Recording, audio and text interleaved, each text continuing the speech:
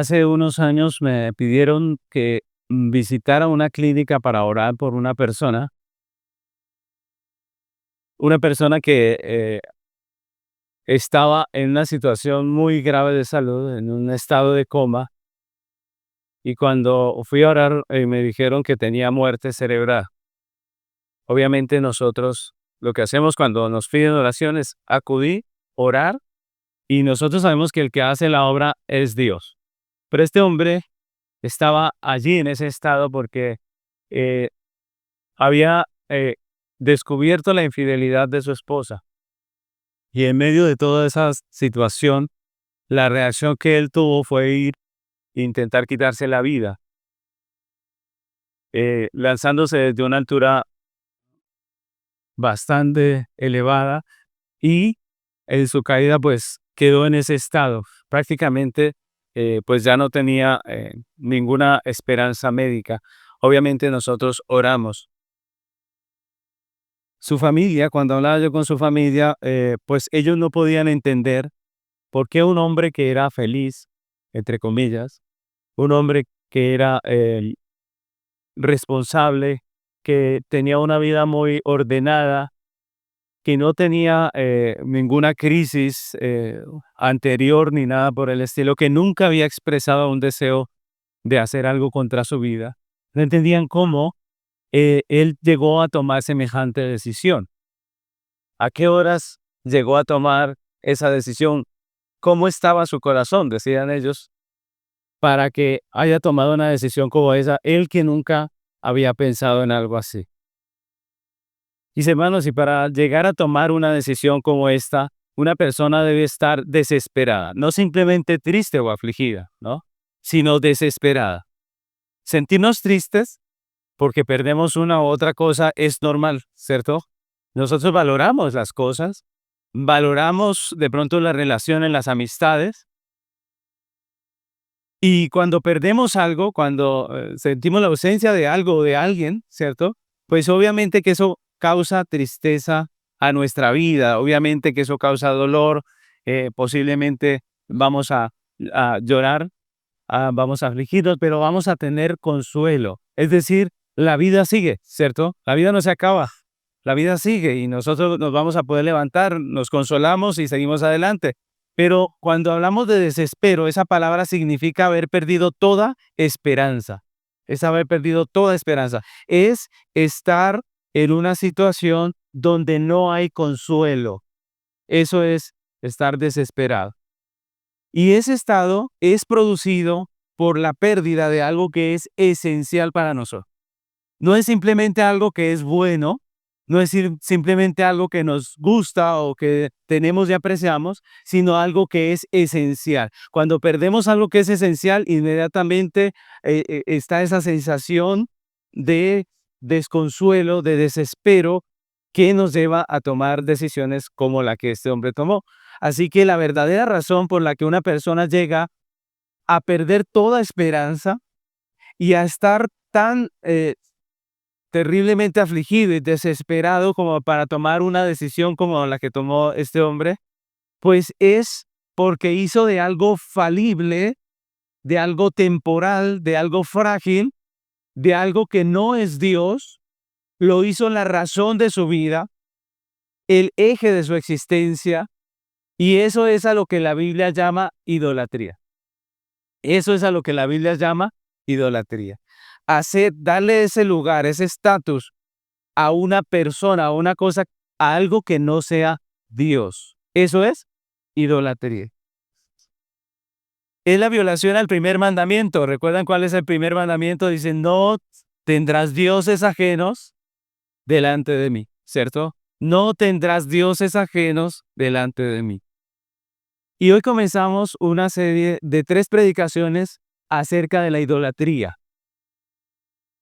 En algunas enseñanzas del estudio de Filipenses, tocamos el tema de la idolatría porque uno de los ejes temáticos de Filipenses era precisamente la idolatría.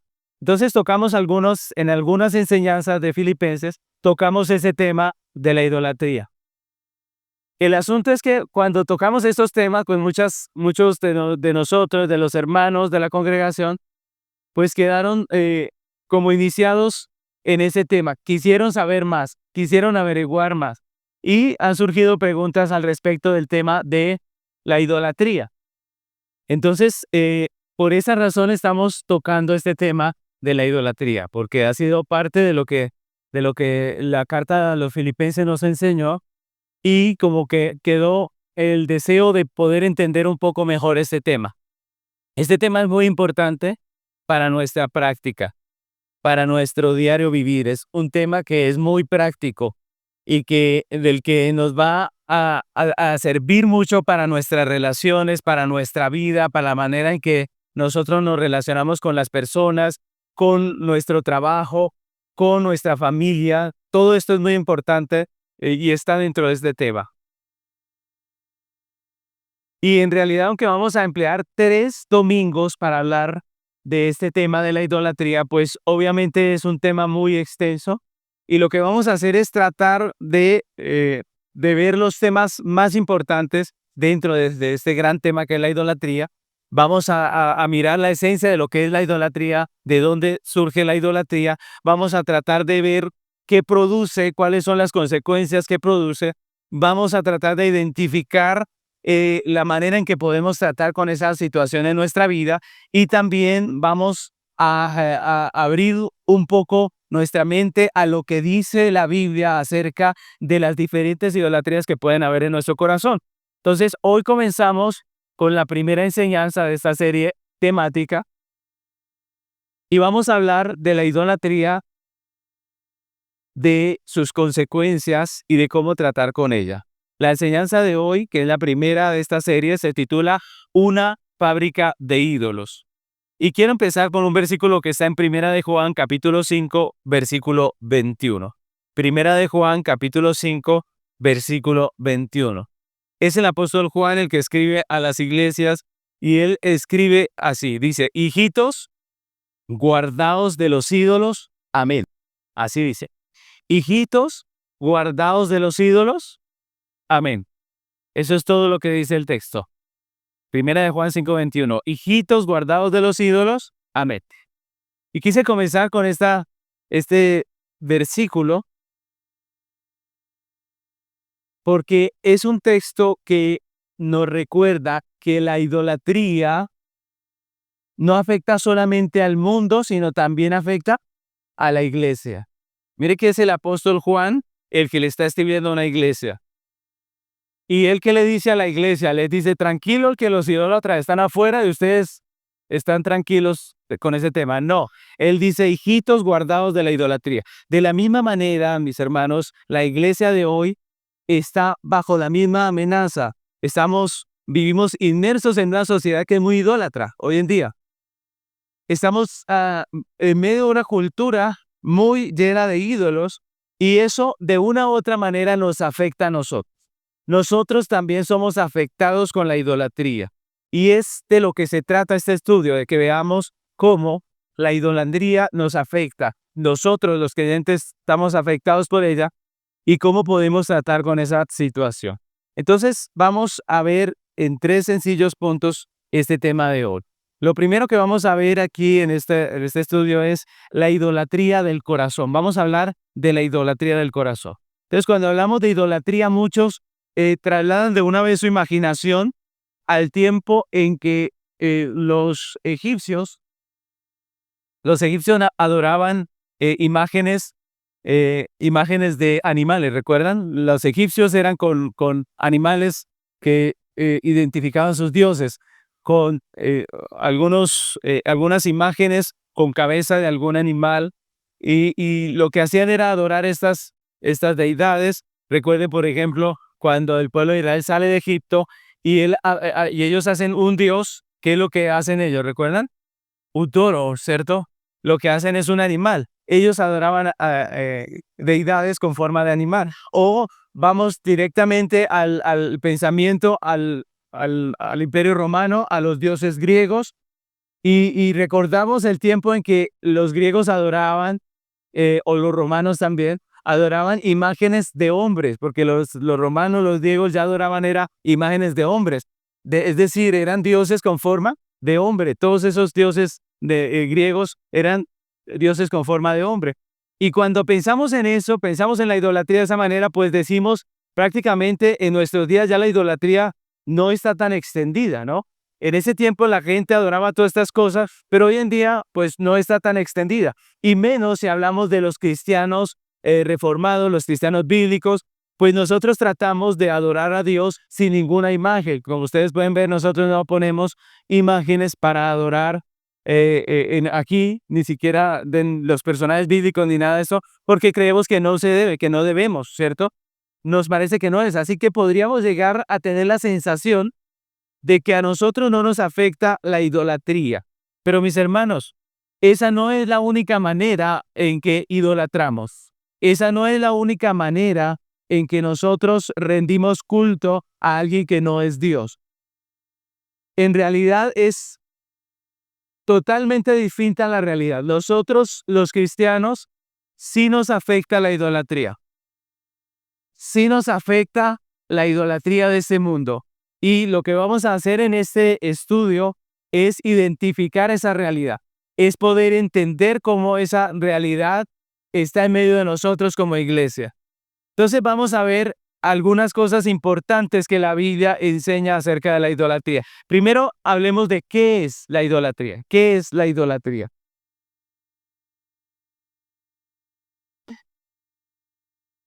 Y yo quiero que leamos Romanos capítulo 1, versículo 23 y 24, que nos van a hablar, precisamente es Pablo el que está escribiendo acerca de la idolatría del hombre. Romanos 1, 23 y 24 dice la palabra de Dios. Y cambiaron la gloria del Dios incorruptible en semejanza de imagen de hombre corruptible, de aves, de cuadrúpedos y de reptiles, por lo cual también Dios los entregó a la inmundicia en las concupiscencias de sus corazones, de modo que deshonraron entre sí sus propios cuerpos. Y esta es una descripción de la idolatría del hombre.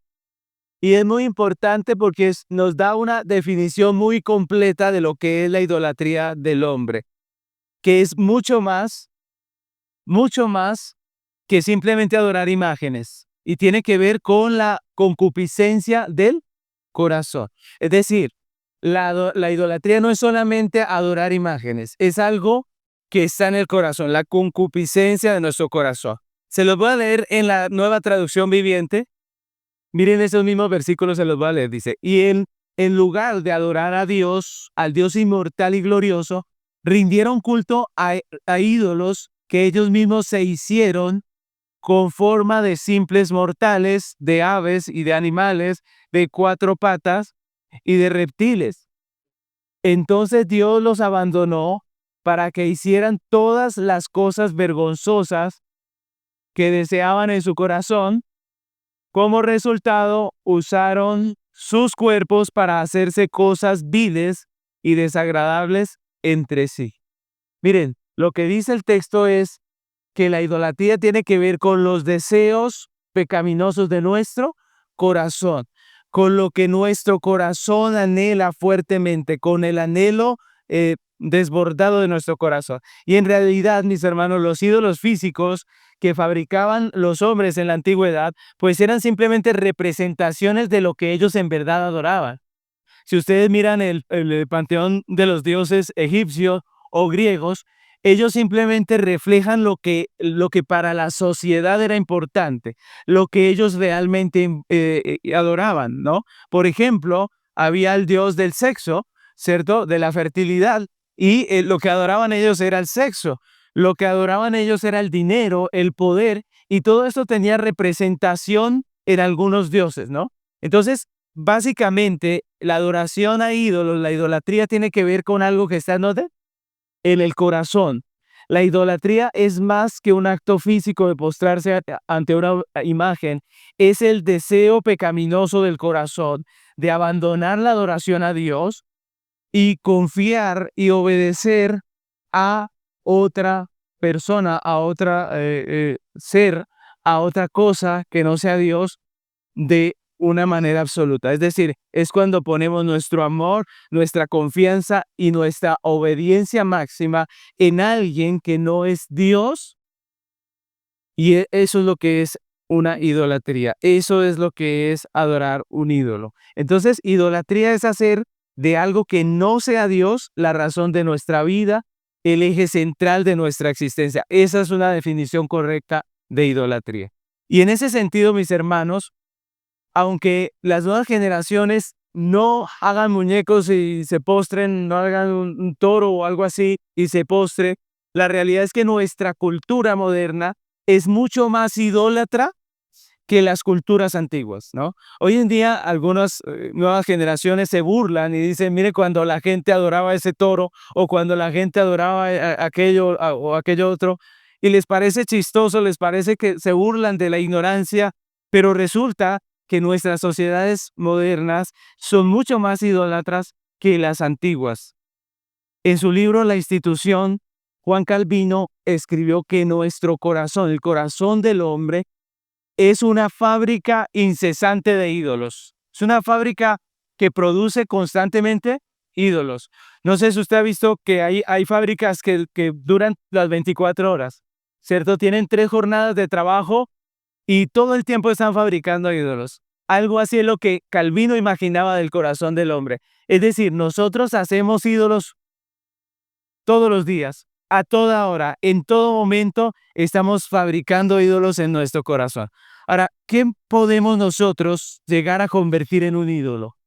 ¿Qué podemos nosotros llegar a convertir en un ídolo en medio de nuestra pecaminosidad? La respuesta es que nosotros podemos convertir en un ídolo prácticamente todo. Todo se puede convertir en un ídolo. Cualquier cosa, cualquier persona, cualquier relación se puede convertir en un ídolo. Ahora, aquellas cosas que llegan a ser un ídolo, algunos piensan que son cosas malas, pero no necesariamente. Los ídolos no son malos en sí mismos, ¿cierto? No son malos en sí mismos, ¿cierto? Imaginemos esto. La gente en la antigüedad cogía una roca o un árbol y de eso hacía una figura. ¿El árbol o la roca era mala? No, ¿cierto? De la misma manera, todo lo que nosotros volvemos un ídolo no quiere decir que sea malo en sí mismo, sino que lo malo es que nuestro corazón es capaz de coger cualquier cosa, cualquiera de las buenas bendiciones de Dios y convertirlo en un ídolo. Y lo más tremendo es que no son las cosas malas, al revés, muchas veces son las mejores cosas que Dios nos da, las que nosotros convertimos en ídolos, ¿cierto?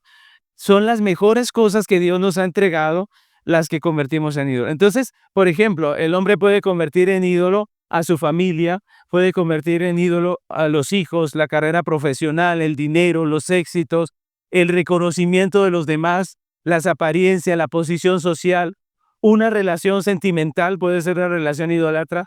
La aprobación de las personas, la competencia, la capacidad, la seguridad, la comodidad, el sexo, la belleza, el intelecto. Una idea política también se puede convertir en una idolatría. La moral se puede convertir en idolatría. Miren que la moral es algo bueno, sin embargo, también se puede volver un ídolo. La virtud e incluso el ministerio cristiano, ¿cierto? Se puede convertir en un ídolo. Imagínense.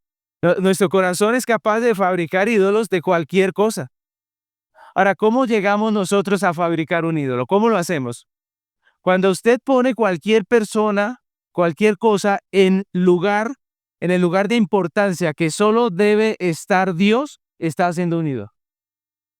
¿Cómo fabricamos un ídolo? Cuando usted pone a cualquier persona, cosa, relación, situación, en el lugar de importancia que solo debería estar Dios, usted está fabricando un ídolo. Cuando usted le da la importancia a algo de modo que eso cautiva su corazón, sus pensamientos, su vida, se está haciendo un ídolo. Cuando usted confía que algo le puede proporcionar aquello que en realidad solo le puede dar Dios, también está haciendo un ídolo. Cuando a usted le da a algo o a alguien tanto valor que eso termina siendo aquello que le da identidad, propósito y sentido a su vida, y termina controlando su corazón, pues usted está haciendo de eso un ídolo. Cuando usted se entrega a algo o a alguien como si fuera Dios, de manera que termina invirtiendo en ello lo mejor de su vida, sus recursos, su tiempo, su pasión, su energía, está haciendo un ídolo. Muchos hombres, muchas personas dicen que creen en el único Dios verdadero y que únicamente lo adoran a Él.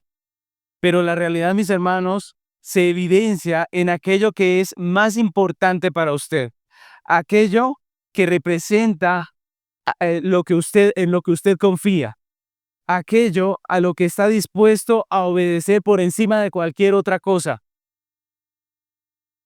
Y en la mayoría de los casos, mis hermanos, en esa lista no aparece Dios. Es decir, la mayoría de las personas están dispuestas a hacer lo que sea por muchas cosas, menos por Dios. Y eso quiere decir idolatría. Entonces, miren cómo Dios, a través de este tema, escudriña nuestro corazón, ¿cierto?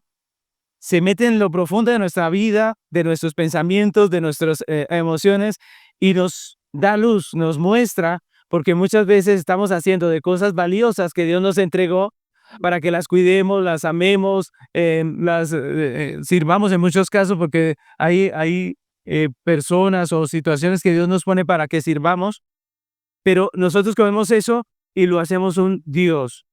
Y eso delante del Señor es pecado, es infringir el primer mandamiento. Entonces la Biblia describe la relación de Dios con la iglesia a través de metáforas en esos tres mismos sentidos. ¿En cuáles? En el sentido del amor, de la confianza y de la obediencia. Por ejemplo, la Biblia dice o nos habla de que el Señor es nuestro verdadero esposo, ¿cierto? Así dice la Biblia. La figura del esposo y la esposa la usa el apóstol Pablo para hablarnos de Dios, del Señor Jesucristo. Así que el Señor es el verdadero esposo a quien debemos amar con todo nuestro corazón. Eso dice la Escritura. Pero también la Biblia dice que Él es el Salvador nuestro. Dios es el Salvador nuestro. Cristo es nuestro Salvador, en quien podemos poner toda nuestra confianza.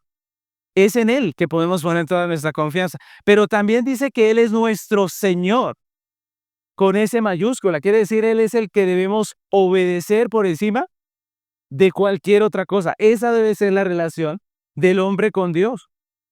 Pero el hombre, por su idolatría, termina poniendo su mayor amor, su máxima confianza, su obediencia absoluta en lo que no es Dios.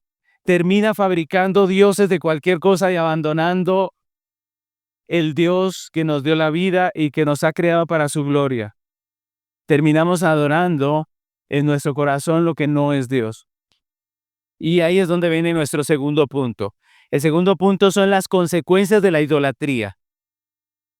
Mis hermanos, la idolatría es pecado, y como todo pecado, obviamente trae consecuencias amargas para la vida práctica. Y yo quiero hablarles de tres consecuencias que son muy comunes y que vemos diariamente en nuestra sociedad y tal vez en nuestra vida, y por eso debemos examinar.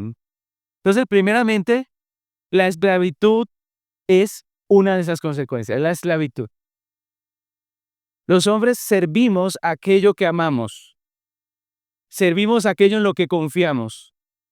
Todo aquello a lo que le damos valor, a lo que le damos más valor que a Dios, más importancia que a Dios, aquellas cosas que volvemos innegociables, se convierten para nosotros en ídolos que nos esclavizan. Es la realidad. Así es la vida, así vive el mundo. El que busca desesperadamente el poder está totalmente controlado por el poder. Quien busca incesantemente la aceptación de los demás está dominado por esa aceptación, por las personas a las que quiere mantener contento, a las que quiere complacer. El que busca el dinero, el que idolatra el dinero, generalmente es controlado por el dinero. Los ídolos nos controlan porque nosotros sentimos que si no tenemos eso que adoramos, la vida carece de sentido. Si no tenemos eso que adoramos, la vida carece de sentido. Y por eso somos capaces de sacrificar lo que sea por aquellas cosas que nosotros valoramos como, como nuestros ídolos. Lo que sea necesario por eso. Por ejemplo, una persona que idolatra el dinero es capaz de sacrificar su salud, su tranquilidad, su dignidad, su moral y hasta su fe por obtener ese dinero que desea o por conservar ese dinero que quiere conservar. Es decir, el amor al dinero hace que nosotros lo demos todo por él. Hace poco leí acerca de un hombre que le ofrecieron un contrato de pintura.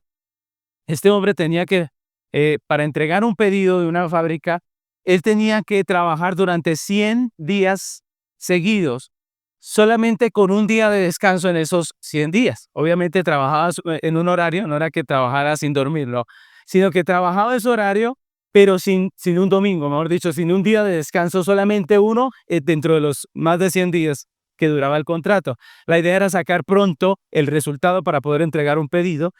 Y este hombre dijo, pues obviamente por la suma de dinero que le ofrecían, dijo, yo me comprometo. El asunto es que él se puso a trabajar y cuando iba más de la mitad del trabajo, sencillamente se desplomó y murió.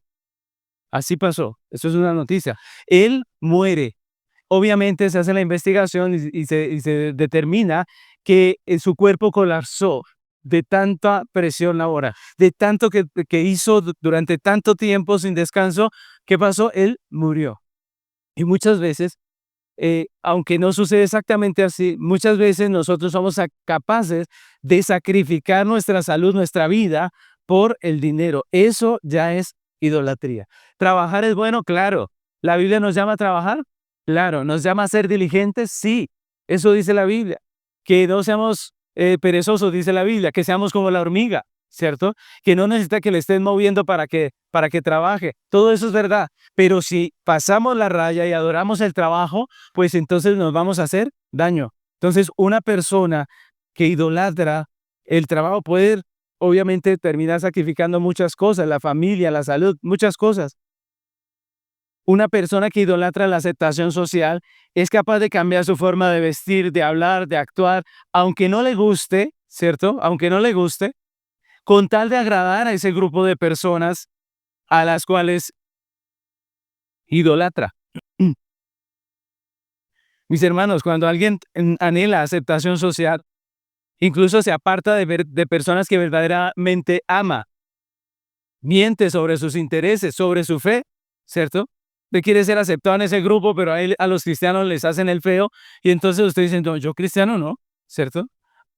¿Qué está usted valorando más? Pues la aceptación de esas personas. Mis hermanos, la esclavitud de la idolatría es desgastante porque no podemos detenernos en la idolatría. No podemos detenernos porque no queremos perder aquello que adoramos. Nos preocupa, nos llena de ansiedad, nos enojamos, nos sentimos culpables. Las cosas que nosotros idolatramos tienen la capacidad de mover nuestras emociones. Y eso es muy importante porque estamos en la tarea, en medio de estas enseñanzas, de identificar esto en nuestra vida, ¿cierto? De nada sirve que tengamos el apunte ahí de lo que acabamos de ver si esto no contribuye a nuestra vida propia. Y lo que estamos tratando es de que Dios descubra los ídolos que hay en nuestro corazón. Así que, como estamos diciendo que la esclavitud a la idolatría mueve las fibras más profundas de nuestras emociones, pues es una buena manera de detectar los ídolos. Mis hermanos, observemos con atención qué es lo que mueve nuestras emociones, qué es lo que hace que nuestro corazón se agite, qué nos pone incontrolables, ansiosos, enojados, abatidos, porque seguramente es cuando nos tocan nuestros ídolos, cuando nuestros ídolos están en riesgo. ¿Qué nos aflige? ¿Qué eh, nos hace sentir culpables? ¿Qué nos hace sentir resentimiento, dolor, deseos de venganza? Porque eso puede ser el resultado de que hay algo que estamos adorando. La segunda consecuencia, la primera es la esclavitud, la segunda consecuencia es que si idolatramos una persona, inevitablemente le terminamos haciendo daño. Si idolatramos una persona, inevitablemente le terminamos haciendo daño. Si esperamos que alguna persona nos dé a nosotros el sentido, la esperanza, la felicidad que solamente Dios nos puede dar, vamos a terminar arruinándole la vida, porque nadie puede tomar semejante responsabilidad. Nadie puede ser como Dios.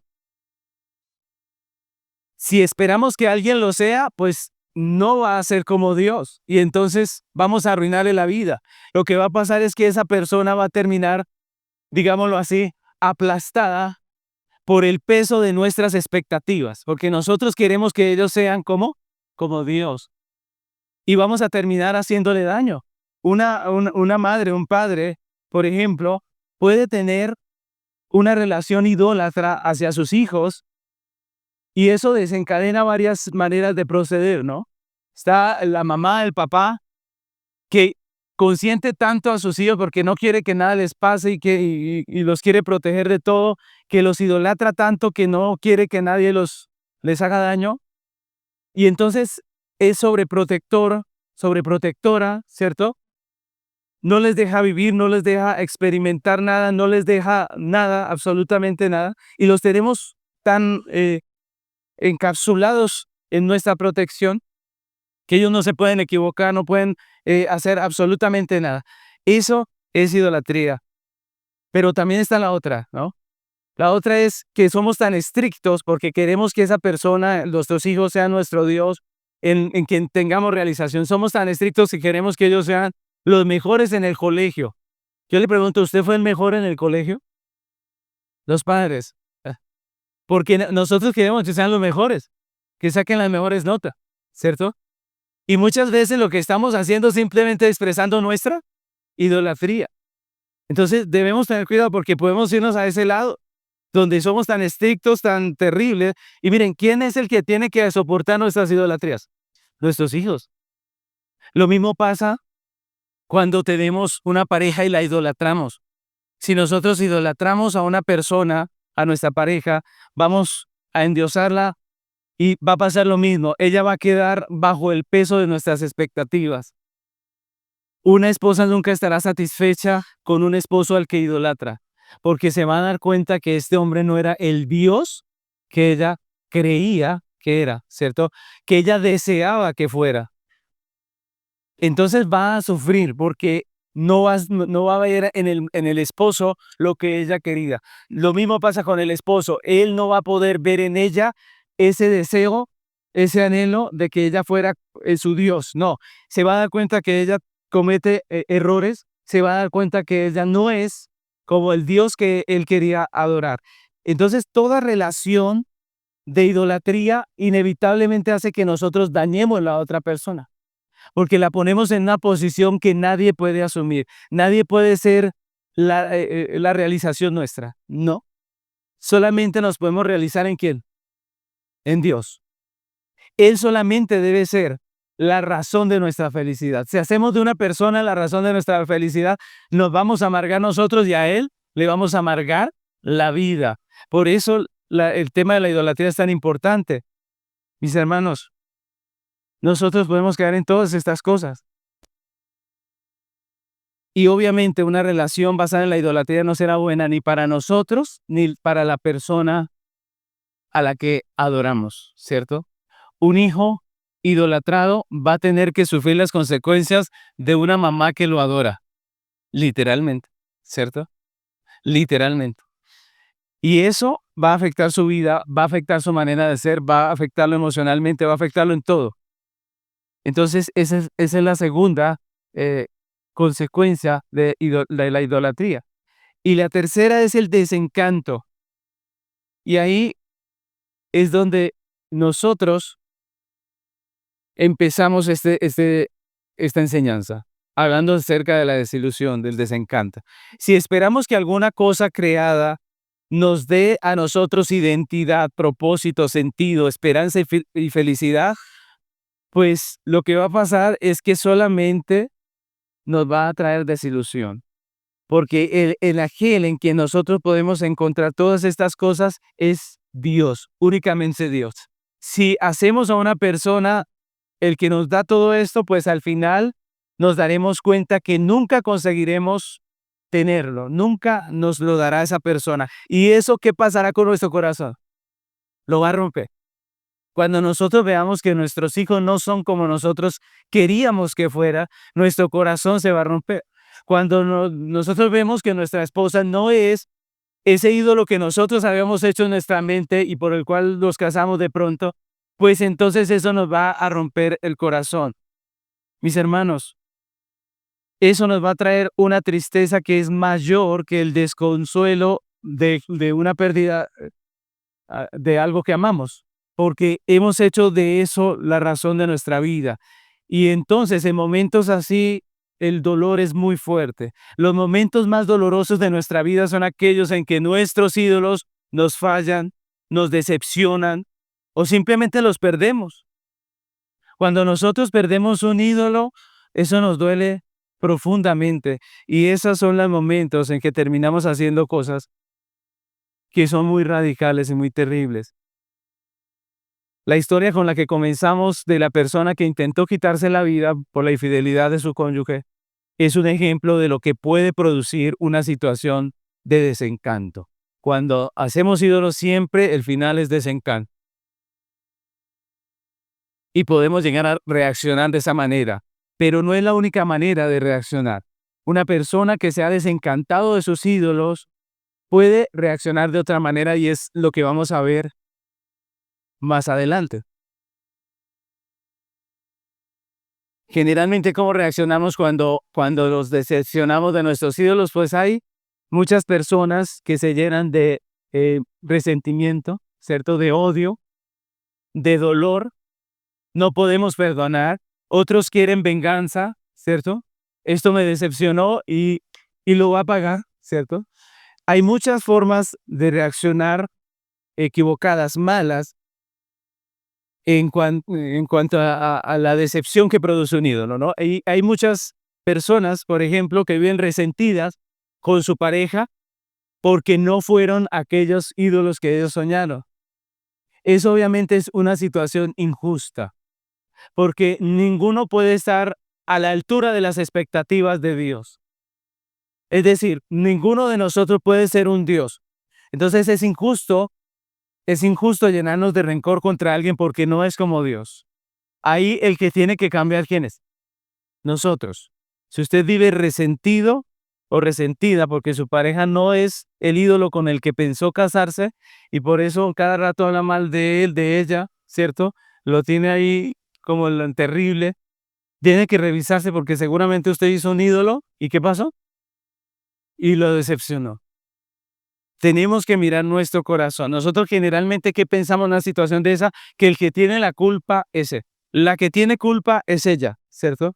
Pero muchas veces es nuestro idólatra corazón que no se sacia. El desencanto también es un buen punto para empezar a buscar libertad de la idolatría. Cuando somos decepcionados por nuestros ídolos, podemos reaccionar con amargura, podemos reaccionar con odio, podemos reaccionar con una actitud trágica como la que vimos al comienzo, o hay otra manera de reaccionar y es la que vamos a ver en nuestro tercer punto de nuestra enseñanza que se titula Libertad de la idolatría. Libertad de la idolatría.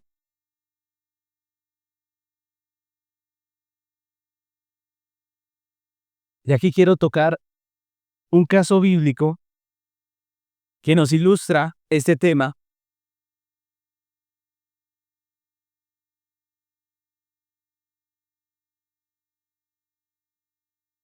Y nos habla acerca de la idolatría y cómo podemos hallar libertad de esa idolatría. Y vamos a ver ese caso bíblico que es el de Abraham. La Biblia nos narra cómo Dios le hace un llamado a Abraham. Ustedes recordarán que Dios llama a Abraham y le dice, vete de tu tierra y de tu parentela, de la casa de tu padre al lugar que yo te mostraré y haré de ti una nación grande. Te bendeciré tu nombre. Y dice, y serán benditas en ti todas las familias de la tierra. Dios llama a Abraham y le promete bendición, le promete una tierra y le promete descendencia. Y Abraham sale de su tierra, de lo que era seguro. Ese fue un llamado tremendo porque él estaba en su tierra con su gente, con sus cosas, y Dios le pide que salga. Él tiene que dejar todo esto y lo hace. Sale para obedecer a Dios. Abraham sale y está en el lugar donde Dios le dice. Luego Dios le mueve para un lado y para el otro y Abraham obedece. Y él está esperando que Dios cumpla la promesa que le hizo. Específicamente, él le preocupaba su descendencia. Él no pensaba tanto en la tierra y en eso, en que él le preocupaba su descendencia. No podía tener hijos con su esposa, no podía, no podían tener hijos como pareja. Así que lo que Dios le estaba prometiendo era un milagro. Y Abraham espera por un milagro. Pasan los años y él vuelve y habla con el Señor. Y el Señor le dice, yo soy el Dios Todopoderoso, yo lo voy a hacer.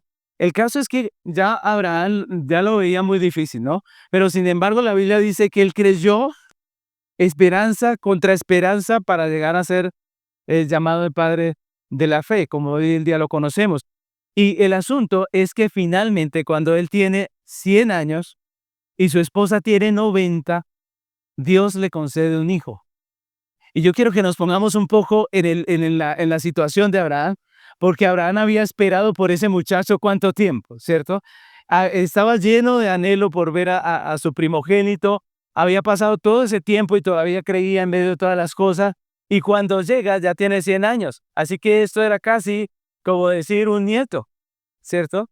Abraham ya era una persona de edad. Y ustedes saben cómo es el amor de las personas que ya tienen sus años por los niños, ¿cierto? Ustedes saben el amor de los abuelos, que cuando uno era hijo, entonces lo trataban duro, pero cuando llegan los hijos de uno, ellos tratan a sus nietos como si fueran un tesoro, ¿cierto? Y no me regaña mi nietecito, dicen por ahí, ¿cierto? Entonces, el asunto es que cuando llega Isaac a la vida de Abraham, él ya es una persona de edad y por fin tiene lo que quería. Y mis hermanos, si se hubiese acabado la historia ahí, sería como los cuentos de hadas, ¿no? Y fueron felices y comieron perdices, ¿cierto? Pero la Biblia dice que no se acabó ahí. La Biblia dice que por fin, cuando ya Abraham tenía a su hijo, viene otro segundo, un segundo llamado de Dios a Abraham, que se relata en Génesis 22. Miremos el versículo 1 y 2. Mire lo que dice aquí. Génesis 22, 1 y 2. Dice la palabra: aconteció después de estas cosas que probó Dios a Abraham y le dijo: Abraham. Y él respondió: heme aquí. Y le dijo: toma ahora tu hijo, tu único Isaac, a quien amas, y vete a la tierra de Moria, y ofrécelo allí en holocausto sobre uno de los montes que yo te diré. Tremendo eso, ¿no? Cuando ya todo estaba bien, cuando ya tenía a su hijo, cuando ya todo estaba bien, y ahí debía terminar la historia así tan linda, pero Dios dice: ahora lo vas a sacrificar, ¿no? Y solemos pensar que si Dios nos diera todo lo que deseamos, lo que usted está deseando hoy en su corazón allí, y usted dice: si Dios me diera esto, mi vida sería tremenda y mis problemas se acabarían. Pero vemos en Abraham que eso no fue así. Todo lo contrario. Hasta ahí tenía problemas, pero imagínense lo que sintió Abraham cuando escuchó estas palabras de Dios. Imagínense, ¿cierto? Yo creo que es como cuando uno tiene una experiencia de susto, de pánico, en donde uno siente un frío, ¿cierto? Un frío que le recorre todo el cuerpo, uno como que queda, yo no sé si es que la sangre se congela automáticamente, pero uno queda frío cuando pasa algo así. Y eso fue lo que pasó. Después de tener el tan anhelado hijo que Dios había prometido, ahora el Señor le dice que lo sacrifique. Ahora, ¿cómo entendemos este llamado? Y quiero hablar de esto un poco en unos minutos. ¿Cómo entendemos este llamado? Porque hay personas que se asustan cuando llegan a Génesis y leen este capítulo, porque dicen: ¿a qué Dios se le ocurre, cierto, pedirle que sacrifique a su hijo? Y algunos detractores de la fe usan este texto para decir que Dios es cruel, que Dios es malo, que Dios es terrible.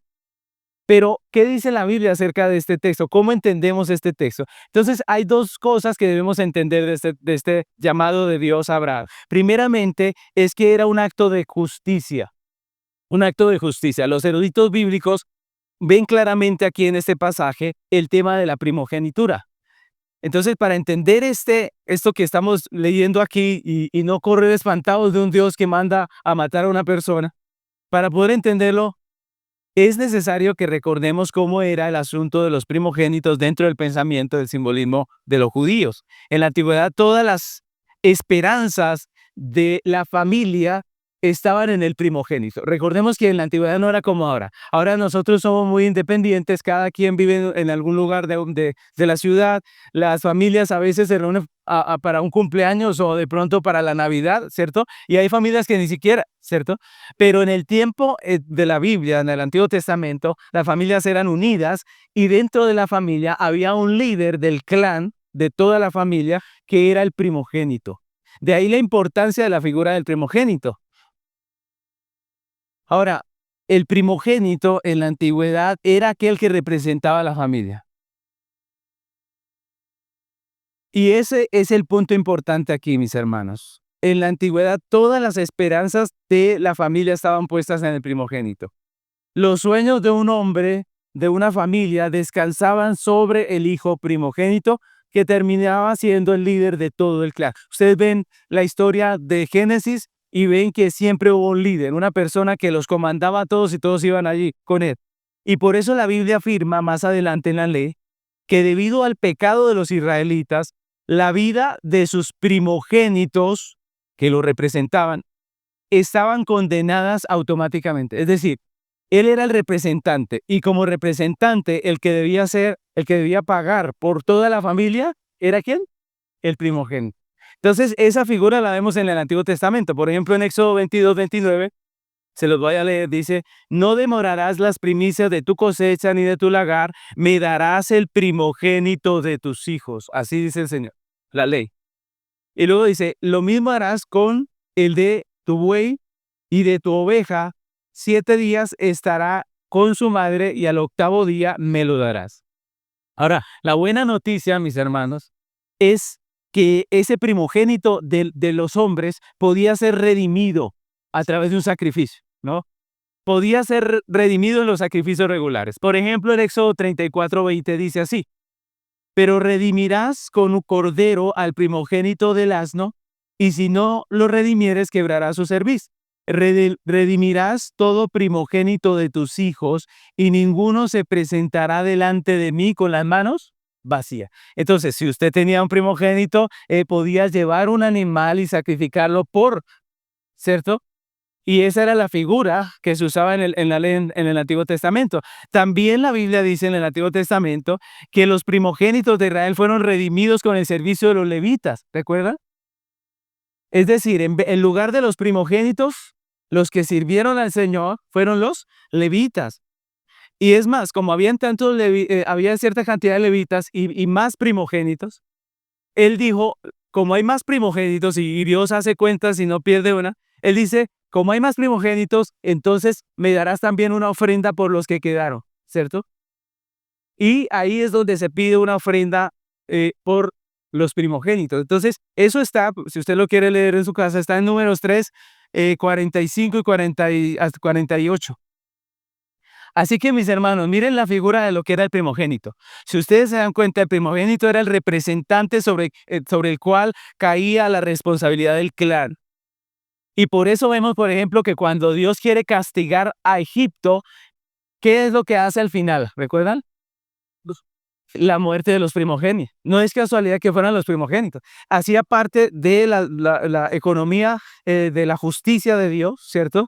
Y por eso vemos el tema de los primogénitos en el Antiguo Testamento. Ahora, la familia de Abraham, como toda familia humana, tenía una deuda de justicia delante de Dios. Cuando Dios le pide, su hijo Abraham no le está pidiendo algo injusto. Él está pidiendo lo que es. Él está pidiendo lo que debe ser en la vida del primogénito.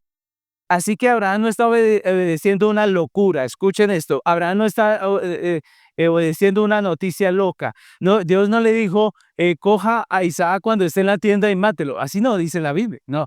Él dice, me hace el favor y trae a Isaac. Y lo ofrece en el altar. Es una ofrenda, lo que estamos viendo ahí. Ahora, eso es lo primero. Lo que hizo o lo que pidió Dios en este llamado es un acto de justicia.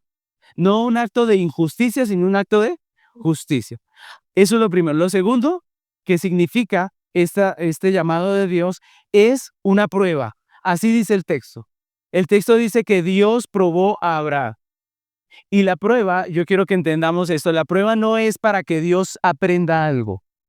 Algunos piensan que es que Dios quería saber si Abraham le temía o no y por eso hizo esto. No, Dios lo sabe todo, ¿cierto? La petición de Dios a Abraham es para que él entienda, para que Abraham entienda, para que los ídolos de su corazón salgan a flote. Y esa es la dinámica de la prueba. Cada vez que Dios le está probando, está haciendo que usted pueda ver los ídolos que hay en su corazón. Mire, Abraham nunca había reflexionado de la idolatría que tenía por su hijo hasta el momento en que fue llamado a hacer esto. Mis hermanos, el texto dice que él duró 3 días. Cuando llegó al lugar, él duró 3 días para subir y ofrecer el sacrificio. ¿Le fue fácil? Tuvo que haber sido de las tareas más difíciles de un hombre en las escrituras, ¿cierto? ¿Por qué? Porque él se dio cuenta de lo que estaba idolatrando, de que tenía a su hijo en un lugar que solo le corresponde ¿a quién? A Dios. Entonces la prueba no era para que Dios aprendiera, sino para que Abraham entendiera. Y eso es lo primero que debemos hacer si queremos ser libres de la idolatría, mis hermanos, que es identificar aquello que idolatramos, identificar aquello que estamos poniendo en el lugar que solamente debe estar ¿quién? Dios. Y por eso Dios en su misericordia nos provee las pruebas. Las pruebas son un acto de misericordia, no solo de justicia, sino de misericordia, porque a través de ella podemos despertar. Si nosotros idolatramos y no paramos en el camino, nos vamos a hacer daño a nosotros y le vamos a hacer daño a aquello que idolatramos. Ya lo vimos, ¿cierto? Pero si Dios nos detiene en el camino y nos prueba, entonces podremos darnos cuenta y podremos arreglar la situación. Es lo que vemos aquí. Ahora, los creyentes debemos saber que Dios nos lleva a momentos como el que vivió Abraham porque es bueno, porque es misericordioso y porque a través de eso podemos identificar los ídolos de nuestro corazón. Ahora, no es suficiente con identificar los ídolos del corazón. El relato sigue y en el versículo 3, vamos a leer hasta el 5 de Génesis 22, dice, y Abraham se levantó muy de mañana y enalbardó su asno y tomó consigo 2 siervos suyos y a Isaac su hijo y cortó la leña para el holocausto y se levantó y fue al lugar que Dios le dijo. Y al tercer día, y miren esto, al tercer día alzó Abraham sus ojos y vio el lugar de lejos. Entonces dijo Abraham a sus siervos, esperad aquí con el asno, y yo y el muchacho iremos hasta allí y adoraremos y volveremos a vosotros. Mis hermanos, y más adelante en el versículo 9 dice, y cuando llegaron al lugar que Dios le había dicho, edificó allí Abraham un altar y compuso la leña y ató a Isaac su hijo y lo puso en el altar sobre la leña y extendió Abraham su mano y tomó el cuchillo para degollar a su hijo. Tremendo, tremendo relato, ¿no? Y cómo lo describe el Señor tan vívidamente. Ahora, después de entender cuáles son los ídolos de nuestro corazón, debemos, como Abraham, estar dispuestos a quitar a nuestros ídolos de su lugar, a ir y sacrificar, ¿cierto? En el altar. Es lo que nos muestra el texto. Ir y quitar de nuestro corazón a eso que tenemos allí y en el lugar donde solamente debe estar Dios. Entonces debemos estar dispuestos a subir a la montaña, a pasar ese tiempo que pasó Abraham y poder nosotros poner las cosas en orden. Ahora, no son nuestros hijos, ni nuestro cónyuge, ni nuestra carrera, ni nuestros planes, ni ninguna cosa creada lo que nos da sentido. No es ninguna de estas cosas. No es nada de eso lo que nos da valor. No es nada de eso lo que nos da propósito. ¿Quién nos da propósito, valor, sentido? Solamente Dios. Miren lo interesante, si usted realmente no adora a Dios como lo más grande de su vida, sencillamente usted no puede vivir como un cristiano tranquilo. Usted va a tener todas estas idolatrías en su corazón y va a tener que batallar con todo eso. Ahora, siempre que llegamos a este punto, la pregunta que hacen las personas que están viviendo esto es, ¿cómo puedo hacer eso? Pastor, si eso no es tan fácil, ¿cierto? ¿Cómo puedo llegar yo a hacer esto? Mis hermanos, esa es una realidad. Déjeme decirle que a Abraham no le fue fácil. A Abraham no le fue fácil. Dice que al tercer día, él, después de estar allí al tercer día, él va y hace lo que tiene que hacer.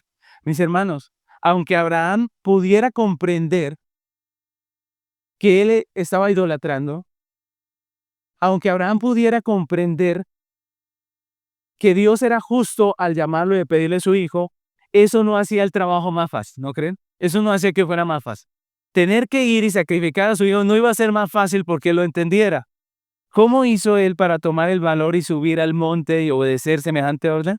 Mis hermanos, Abraham sabía dos cosas, y esto es una parte importante de esta enseñanza. Abraham sabía dos cosas. Primeramente, él sabía que Dios era justo y tenía que castigar el pecado.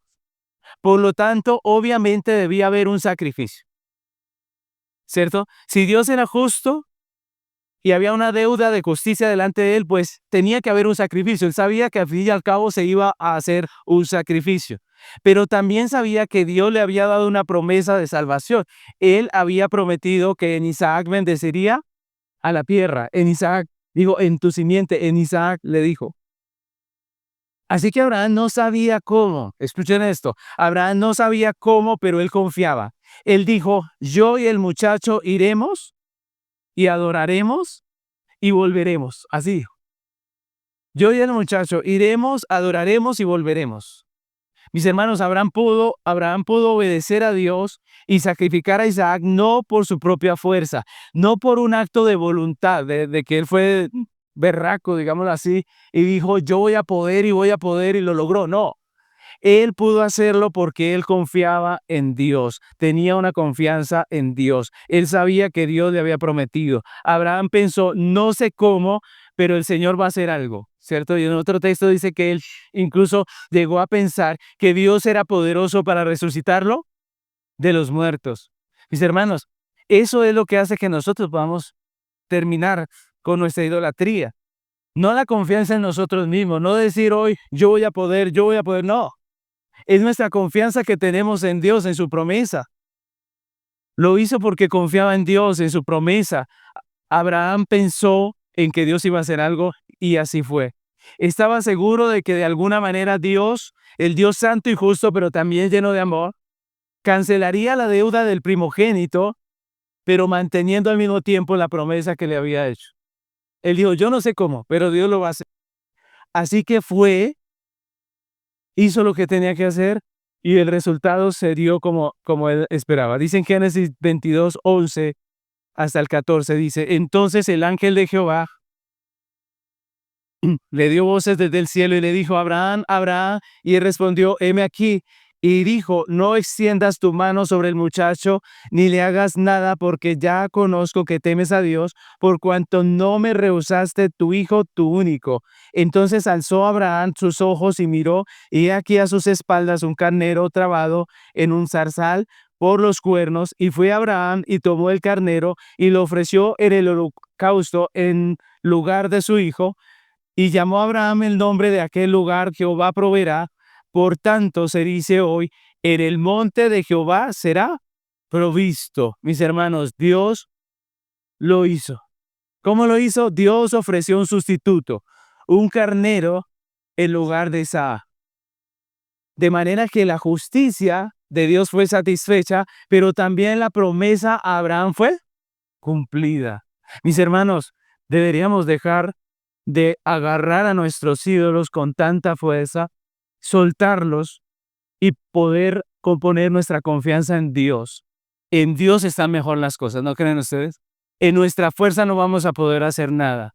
Si no soltamos nuestra idolatría, lo único que vamos a hacer es daño para nosotros, daño para la persona que adoramos, daño para las personas que nos rodean. Pero cuando podemos poner nuestra confianza en Dios como Abraham, pues entonces sucede como Dios lo ha planeado. El plan de Dios es mejor que el nuestro. Mis hermanos, pongamos nuestro máximo amor, nuestra plena confianza, nuestra absoluta obediencia solamente en el Señor y descansemos. Esta escena apunta a algo más grande, más maravilloso. ¿A qué apuntará?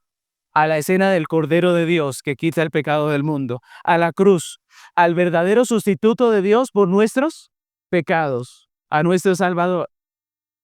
para que nosotros pudiésemos heredar el cielo, para que nosotros pudiésemos vivir. A pesar de nuestros pecados y de nuestro idólatra corazón, Dios dio un cordero, un sacrificio. Jesucristo fue a la cruz por amor a nosotros. Ese fue el verdadero sustituto de Isaac y es nuestro verdadero sustituto, que satisface la justicia de Dios y a través del cual tenemos la promesa de Dios cumplida. Ese es el Cordero de Dios, mis hermanos.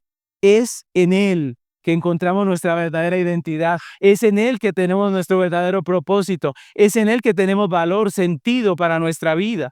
El sacrificio de Abraham apunta al sacrificio del Padre eterno. Y la Biblia dice que vio Dios lo que hizo Abraham y dice que Dios dijo, ya conozco que temes a Dios porque no me rehusaste tu hijo, tu único. Y nosotros podemos tomar esas palabras y voltearlas en este sentido. En el sentido de mirar a Dios, su sacrificio que hizo de entregar a su hijo y decir, ahora conocemos que Dios nos ama porque no nos ha negado a su hijo, el único amado de nuestro Dios. Podemos hoy tener identidad con esa obra perfecta del Padre. Podemos encontrar en Él todo el amor que necesitamos. Podemos estar saciados en Él para no volver a ser ídolos de nuestros seres queridos, de nuestras cosas, de lo que Él nos ha provisto. Podemos poner hoy toda nuestra confianza en aquel que dio a su Hijo en la cruz por nosotros. Ese es el llamado de Dios para nosotros. Solamente nos liberaremos de nuestra idolatría cuando podamos adorar a Dios como es, cuando podamos ver en Él ese máximo amor nuestro, aquel en quien podemos confiar, aquel en quien podemos obedecer de manera absoluta. Mis hermanos, les invito que nos pongamos sobre nuestros pies, que le pidamos al Señor que nos ayude, que reconozcamos que nuestro corazón es una fábrica de ídolos y le pidamos a Dios que nos ayude a limpiar nuestro corazón de idolatría, que a través de estas enseñanzas podamos limpiar nuestro corazón y vivir para su gloria. Amén. Vamos a orar. Amado Dios, gracias te damos por este precioso mensaje, Señor. Estamos agradecidos por todo lo que has provisto para nuestras vidas, por el trabajo, por el dinero que nos has provisto, por los bienes que nos has dado. Gracias por nuestra familia, nuestros hijos. Gracias por toda la provisión que nos dan nuestros empleos, Señor. Gracias por todo lo que nos has entregado. Señor, tenemos que reconocer que en nuestro pecaminoso corazón hacemos ídolos de todo ello.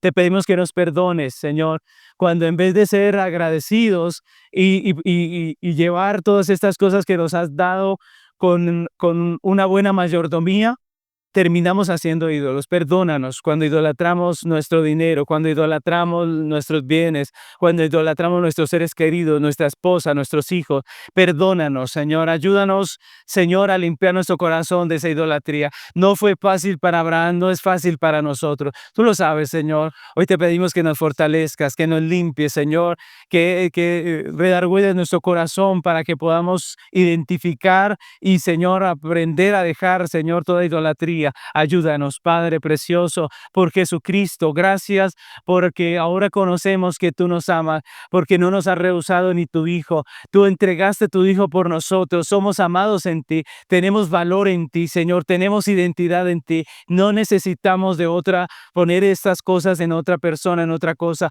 Tú eres, Señor, lo máximo para nosotros, lo que más amamos, aquel a quien debemos servir, a quien debemos obedecer. Ayúdanos para vivir de esa manera. Ayúdanos, Señor, que podamos subir al monte como lo hizo Abraham y sacrificar aquello que está haciendo un ídolo para nosotros. Ayúdanos. No queremos hacer daño a nuestro corazón y no queremos hacer daño a nuestro prójimo. Ayúdanos, Padre. Te damos gracias por tu paciencia, por tu misericordia, por tu bondad. Gracias por ayudarnos a identificar nuestros ídolos. Gracias por los momentos de prueba en donde podemos entender todo esto. Gracias, Padre. Hoy queremos pedirte que nos ayudes porque sabes, Señor, que nuestra fortaleza depende de ti, porque sabes que nuestra capacidad depende de ti. Ayúdanos, Padre. Te damos muchas gracias, Señor, por este precioso día, por este mensaje precioso, en el nombre de Cristo Jesús. Amén.